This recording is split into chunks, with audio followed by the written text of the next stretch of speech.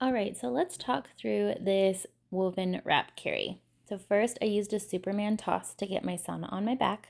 I'm gonna pick one side and I'm gonna make that length just long enough to tuck into my knees. Because I had a size 7, which is my base plus 2, I decided to do a little extra on that tail and it ended up being perfect.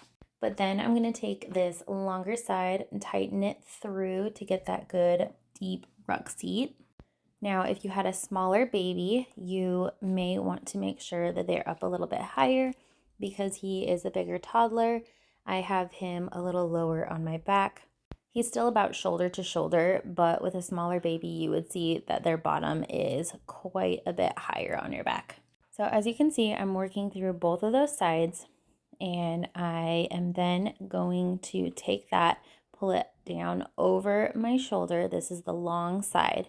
And then I'm going to go over his 2 legs. And I'm doing this to just reinforce that pass.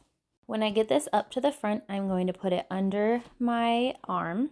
So I'm slipping it off the shoulder and then I'm doing a little tie here. Now I personally found that putting it underneath and knotting it from here gave me the best placement for then continuing the carry. So I'm pulling all of that long tail out and keeping a hand on both pieces. This isn't a time where you want one of those slipping. And then I tighten up and I make sure that when I pull this back through, that long piece of fabric is coming out inside. So it's not on the outside of the piece of vertical fabric, but it's on the inside.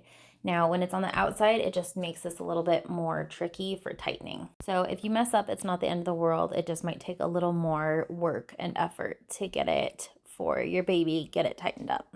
But I'm gonna pass that long piece of fabric that came out of that knot over to the other side. I'm pulling it from underneath, not over. This allows me to adjust more easily once baby is in, and it also helps to provide a little bit of tension as I'm adjusting things.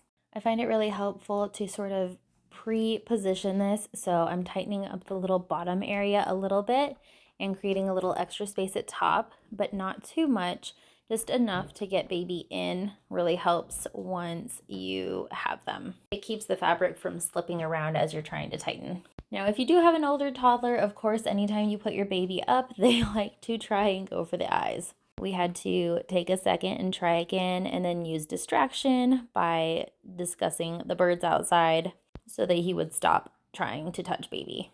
Just keep in mind when you're tandem wearing, they are very close and you do need to be aware of what's going on. Toddlers can be a little unpredictable, but I'm going to take this fabric, spreading it out over baby's back from under the bottom all the way up to the nape of the neck. Now I put that under baby's bottom and sort of wiggled it between the knees so it's knee to knee pit and her pelvis is tilted in towards me. This just makes sure that she gets a good seat.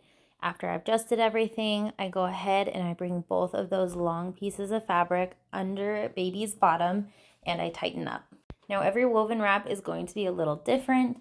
This one has a lot of grip, so it really stays in place nicely. I don't end up having any slip, and it is a supportive option. More info in the description. And now if you want to see it sped up, here it is.